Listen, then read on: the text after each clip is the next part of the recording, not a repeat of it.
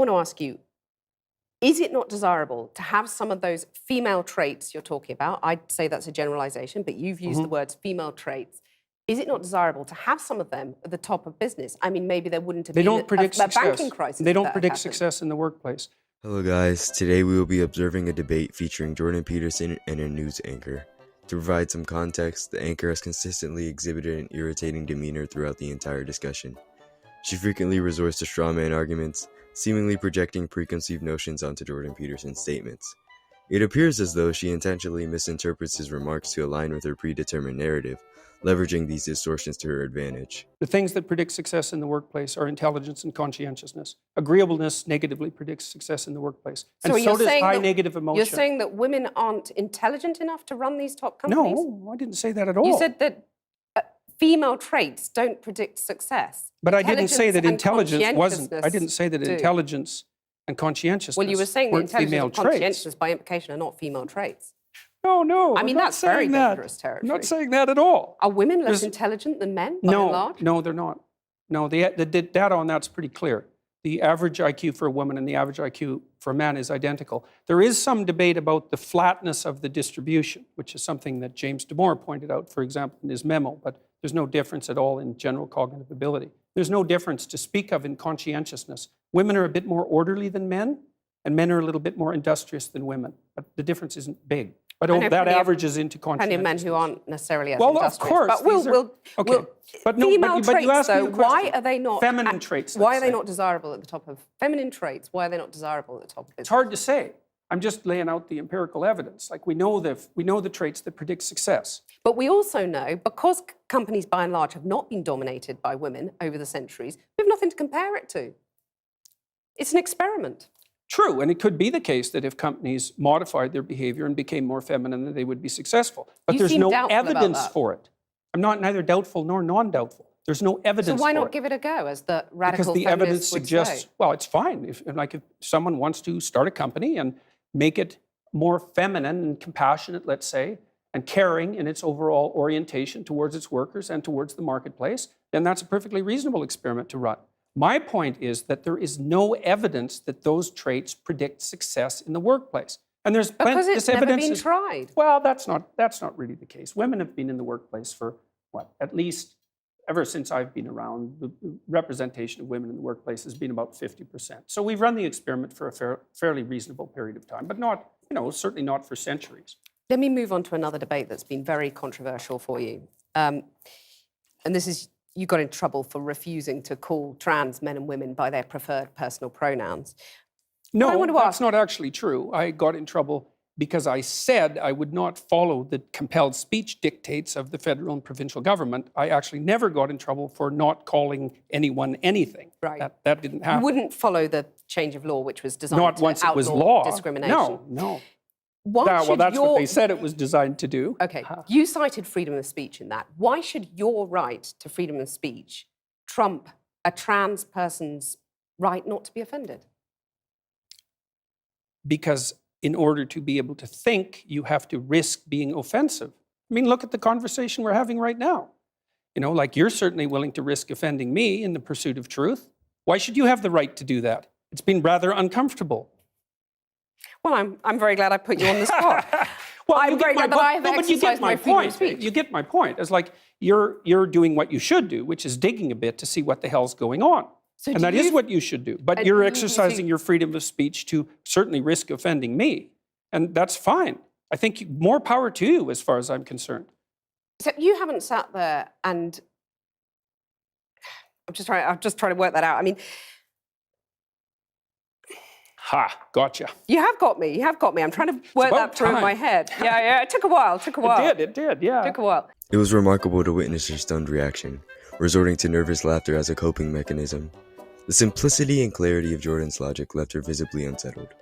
To further his argument, he underscored a critical point. One cannot reasonably object to offense if the pursuit of truth necessitates it, as avoiding offense would undermine the integrity and rigor of any genuine search for understanding. This was an unfortunate moment for her, as her confusion and misguided reasoning became increasingly apparent. Jordan seemed to recognize her lack of clarity, almost empathizing with her misunderstanding. It raises the question, how intellectually limited must one be to sincerely accept such flawed reasoning. You have voluntarily come into the studio and agreed to be questioned. Mm-hmm. A trans person in your class has come to your class and said they want to be called And that's never she. happened.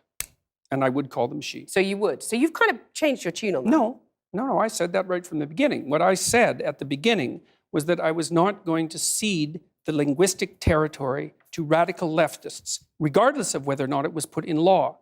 That's what I said. And then the people who came after me said, oh, you must be transphobic and you mistreat a student in your class. It's like, I never mistreated a student in my class. I'm not transphobic, and that isn't what I said. Well, except you've also called trans campaigners authoritarian, haven't you? I mean, isn't that grossly Well, only in the broader context of my claims that radical leftist ideologues are authoritarian, Yes, which but they are. You're saying someone who's trying to work out their gender identity, who may well have struggled with that, had quite a No tough doubt time they've over struggled the years. with it, yeah. You're comparing them with, Chairman Mao, who just the saw the activists. deaths of millions of people. Well, Just the even if the activists. activists, they're trans people too. They have a right to say these things. Yeah, but they don't have a Isn't it right to grossly speak for their whole insensitive community. to compare them to Chairman Mao or, Pinochet, Augusto Pinochet? I mean, this is grossly insensitive. I didn't compare them to Pinochet. Well, I did compare them to he Mao. was an authoritarian. He's a wasn't he? right-winger, though. I was comparing them to the left-wing totalitarians. And Okay, I do believe they are left-wing totalitarians. Under Mao, millions of people died. Right. I mean, there's no comparison between Mao and a trans activist, is there? Why not? Because trans activists aren't killing millions of people? The philosophy that's guiding their utterances is the same philosophy. The consequences are... Not yet. You're saying that trans activists could lead to the deaths of millions of people? No, I'm saying that the philosophy that drives their utterances is the same philosophy that already has driven us to the deaths of millions of people. Okay, tell us how that philosophy is in any way comparable. Sure, that's no problem. The first thing is that the philosophy presumes that group identity is paramount. That's the fundamental philosophy that drove the Soviet Union and Maoist China. And it's the fundamental philosophy of the left-wing activists. It's identity politics. It doesn't matter who you are as an individual. It matters who you are in terms of your group identity. You're just saying these things, though, to provoke, aren't you? I mean, you are a provocateur. I never say You're like anything. the alt-right that you hate to be compared to. You want to stir things up. I'm only a provocateur insofar as when I say what I believe to be true, it's provocative. I don't provoke. Jordan Peterson's eloquence with words is truly remarkable. To quote him, I'm only a provocateur insofar as when I say what I believe to be true, it is provocative. This statement perfectly encapsulates the misunderstanding surrounding his approach. Many perceive him as intentionally harsh or provocative for the sake of eliciting reactions, but in reality, the substance of his arguments is inherently challenging because it confronts people with uncomfortable truths. It's not deliberate provocation, it's the nature of truth itself that unsettles those who receive it. This misinterpretation underscores a significant disconnect in how his intentions are perceived versus what he is actually trying to communicate. Maybe for humor, you don't set out to now provoke. and then, I'm not interested in provoking. But what Not in about the thing least. about, fighting and the lobster? Tell us about the lobster. Well, that's quite a segue. Well, the first chapter I have in my book is called Stand Up Straight with Your Shoulders Back. And it's an injunction to be combative.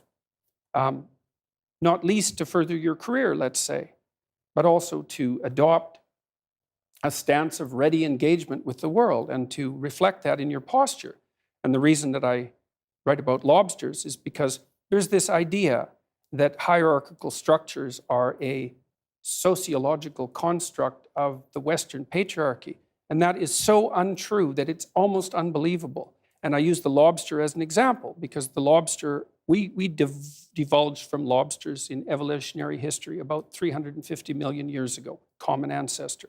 And lobsters exist in hierarchies, and they have a nervous system attuned to the hierarchy. And that nervous system runs on serotonin, just like our nervous systems do. And the nervous system of the lobster and of the human being is so similar that antidepressants work on lobsters. And it's part of my attempt to demonstrate that the idea of hierarchy has absolutely nothing to do with sociocultural construction, which it doesn't. Let me just get this straight. You're saying that we should organise our societies along the lines of the lobsters? I'm saying that it's inevitable that there will be continuity in the way that animals and human beings organize their structures. It's absolutely inevitable. And there is 1/3 of a billion years of evolutionary history behind that. right? That's so long that a third of a billion years ago, there weren't even trees. It's a long time. You have a mechanism in your brain that runs on serotonin that's similar to the lobster mechanism that tracks your status. And the higher your status, the better your emotions are regulated. So as your serotonin levels increase, you feel more positive emotion and less negative emotion. So you're saying, like the lobsters, we're hardwired as men and women to do certain things, to sort of run along tram lines, and there's nothing we can do about it? No, I'm not saying there's nothing we can do about it, because it's like in a chess game, right? There's lots of things that you can do, although you can't break the rules of the chess game and continue to play chess. And your biological nature is somewhat like that, is it sets the rules of the game, but within those rules you have a lot of leeway. But the idea that, one thing we can't do is say that hierarchical organization is a consequence of the capitalist patriarchy. It's like, that's patently absurd. It's wrong. It's not a matter of opinion. It's seriously wrong. Aren't you just whipping people up into a state of anger? And not at all.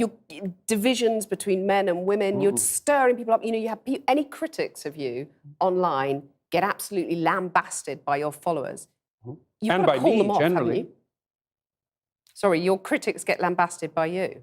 I mean, isn't that irresponsible? Not at all. If an academic is going to come after me and tell me that I'm not qualified and that I don't know what I'm talking about, so you're not going to say to your followers now, quit the abuse, quit the anger? Well, we'd need some substantial examples of the abuse and the anger before I could detail that question. There's a lot of it out there. Let's take a more general perspective on that. So I've had 25,000 letters since June, something like that, from people who told me that I've brought them back from the brink of destruction. And so I'm perfectly willing to put that up against the rather vague accusations that my followers are making the lives of people that I've targeted miserable. Jordan Peterson, thank you.